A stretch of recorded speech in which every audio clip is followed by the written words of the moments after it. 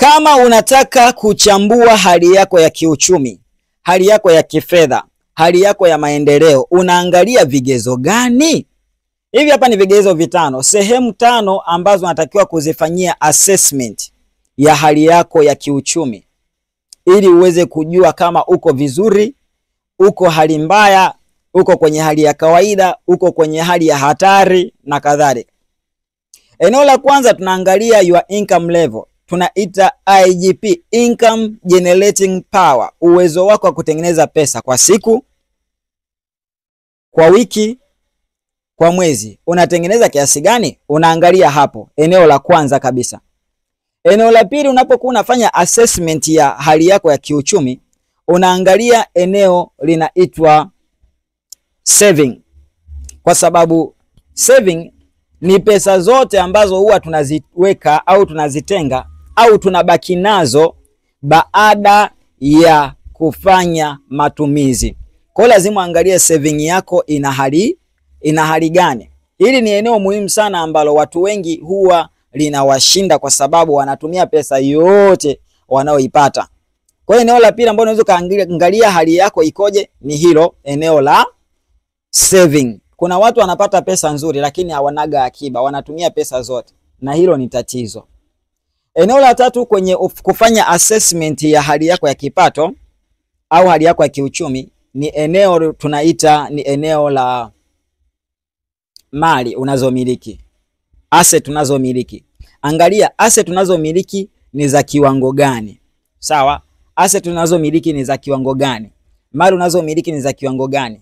Thamani ya vitu vyako unavyovimiliki ni vya kiwango gani? Unaweza kaangalia kwa kujumlisha thamani ya vitu vyote unavyovimiliki. Hilo ni eneo ambalo pia unaweza ukalizingatia. Na eneo la mwisho unaweza kaangalia ni kitu kinaitwa eneo la mikopo na madeni. Angalia hali yako ya mikopo na madeni.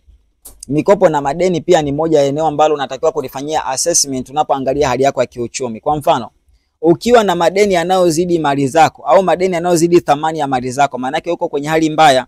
Ukiwa na madeni ambayo yanazidi kipato chako, pia ni eneo ambalo inaonyesha hali yako ni mbaya. Lakini pia ukiwa na madeni ambayo yanazidi hata akiba yako, ni hali inaonyesha kwamba hali yako ni mbaya.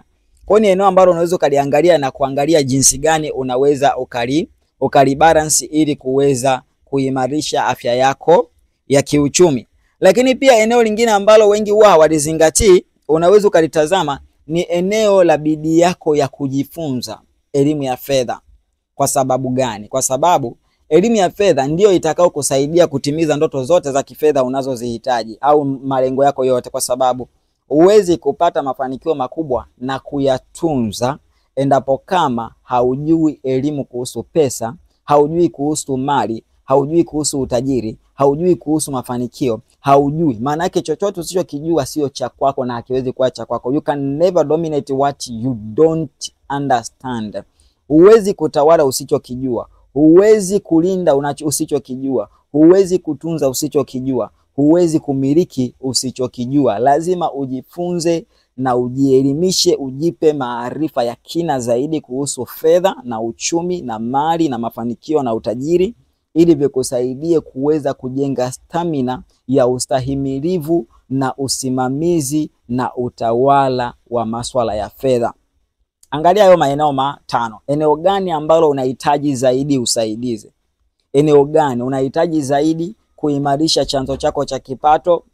Unahitaji zaidi labda nidhamu yako ya kutunza fedha, discipline ya kuweka akiba, au unahitaji zaidi kujifunza zaidi kuhusu asset, mali, kununua vitu vinavyoongezeka thamani? Unahitaji kuongeza nguvu hapo, au unahitaji kusaidiwa uko kwenye dimbwi zito la madeni mabaya?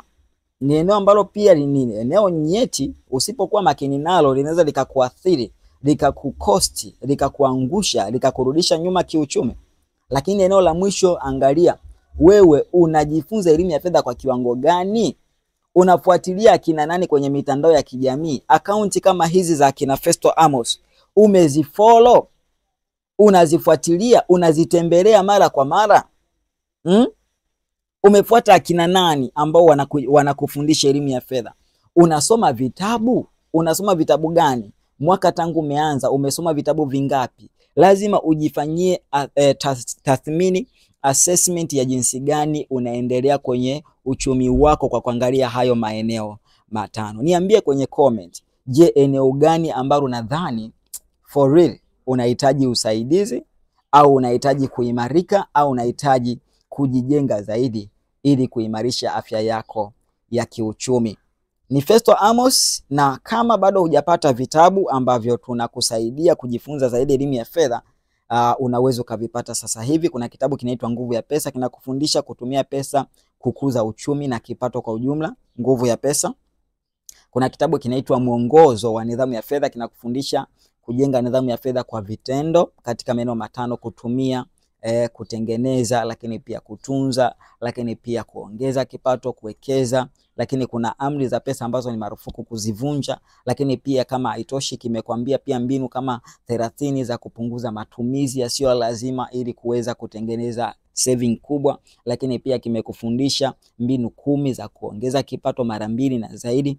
Lakini kimekufundisha mbinu za kugawanya kipato, mambo ya masuala ya budgeting. Kimekufundisha mambo mengi ambayo ukitoka hapo hautabaki kama ulivyo. Kitabu hicho kinaitwa Mwongozo wa Nidhamu ya Fedha. Lakini kuna kitabu kingine kinafundisha mbinu wanazotumia matajiri kujenga na kukuza uchumi wao kwa kasi kwa kutumia pesa za watu wengine, kinaitwa Mikopo na Madeni. Lakini kinakufundisha pia namna ya kugundua mikopo ya kausha damu, kinakufundisha namna ya kutambua watu ambao hawalipagi madeni, ambao hutaki kumkopesha. Ukimkopesha umepoteza.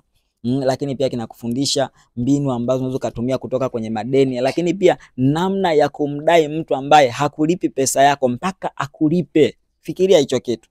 Watu wengi tunakopesha pesa watu ila hawaturudishi. Kwa hiyo kitabu kitakufundisha vitu vingi, ikiwemo namna ya kudai watu, lakini pia namna ya kutoka kwenye madeni na mambo mengi ya husuyo uchumi na fedha kwenye vitabu hivyo. Unaweza kuvipata kwa kuchukua namba kwenye profile na kupiga simu moja kwa moja au kutu-DM WhatsApp kwa namba ambayo iko kwenye profile ili uendelee kujifunza zaidi elimu ya fedha isiyofundishwa shuleni.